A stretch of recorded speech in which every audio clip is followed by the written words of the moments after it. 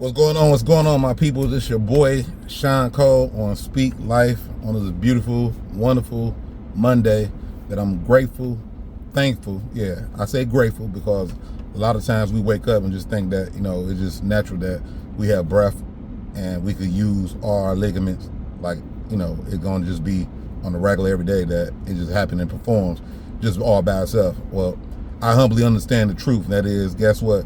Anything that I do, live, move, and have my being is because God gave me the grace to have access to that. So I don't take nothing for granted. So I want to just say on Speak Life today, having an attitude of being grateful. And that right there is something that's beautiful to have all the way around, to understand what you got to what you could not have, but God allowed you to have. So I just want to make that clear. Some things we take for granted. I'm saying, whether we got our health, or whether we got money, whether we got food, clothes, and shelter, whether we got a family, whether we can even others go to work or be able to work. These are things I'm saying that a lot of times we wake up and just think that, hey, you know what? It is what it is. No, it ain't what it is if God doesn't allow you to have access. So I say that to say on Speak Life, I'm just, other words, grateful. To be still standing, to still be, other words, in my right mind. Coming from where I come from, area code 313, Detroit, I ain't talking about, this artificial beauty of Detroit that is viewed as, what some people may think it may be. But I'm talking about the real Detroiters, people that went through the good, bad, and ugly, seen a whole lot, know good as well they should not be here, statistically proven that you should be either locked up, dead, or still somewhere in a strip club or on the block, slanging rocks, or doing something illegal, which is hitting licks, that those that in the street life understand that term. Yeah, just trying, in other words, make it just to get by.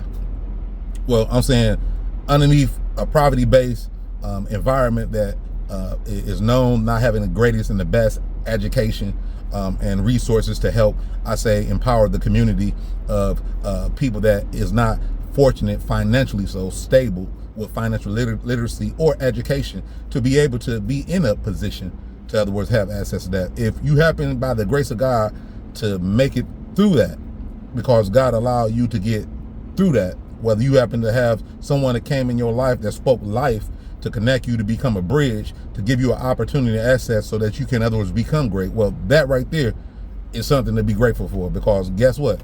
Everyone did not get a chance to get that opportunity or access. Yeah. So I just say that to say, that's something to celebrate. That's something not to take lightly, take for granted. If God allowed you to have a way out of no way, where it was proven that you shouldn't have graduated, you shouldn't have, other words, had your education, you shouldn't have, other words, survived through a crisis in life. Well, that's something to be grateful for. So I just encourage you on this day, Speak Life, wake up with the attitude of gratitude. Yeah, the attitude of gratitude, because having gratitude helps the whole mood swing of how you look at things, perceive things, and even respond to life as it even come. Yeah, because we all are not exempt to, I say, what would happen in life when it comes down to, I say, failures, setbacks, anxiety, stress, problems. The Bible says after a man is born of a woman, his days are few but full with trouble. But how many of you know that your trouble can be double depending on your territory? Yeah, some territories that are more severely in crisis than others. And if you look at the whole world, itself, you see some spots more worse than others. Same thing when it comes down to where you may be at.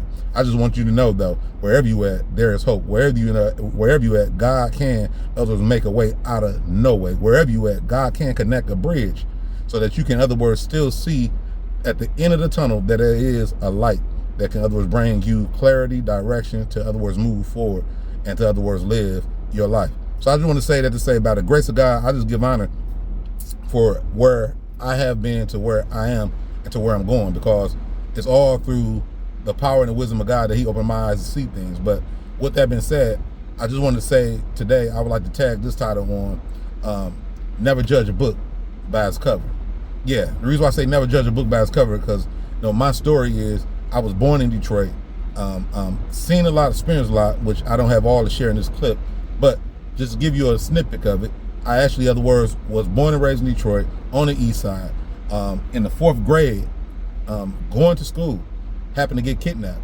And at that same time, Thank God I didn't get molested, but yeah, I seen me and my friend, we physically have happened to get, I say, brutalized and beaten for a wrong cause, being falsely accused of certain things that was not true.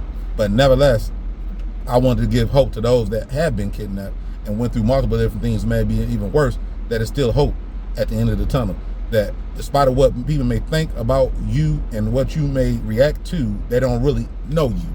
But God does, yeah, because he understands how to take what's broken and make it, in other words, be fixed and whole and new again, to be able to what?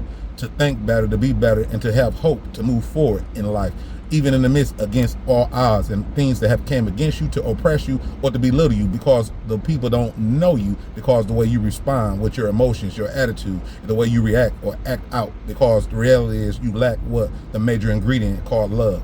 Yeah, love is what protects. Yeah, love is what, other words, is dear for you. Love is what, other words, build, and other words, never leave nor forsake you. And that love is God. I want you to understand that maybe your mother or your father, maybe your close sibling, maybe someone that in your family that you thought that would, other words, keep their word, disappointed and let go of you and believing in you.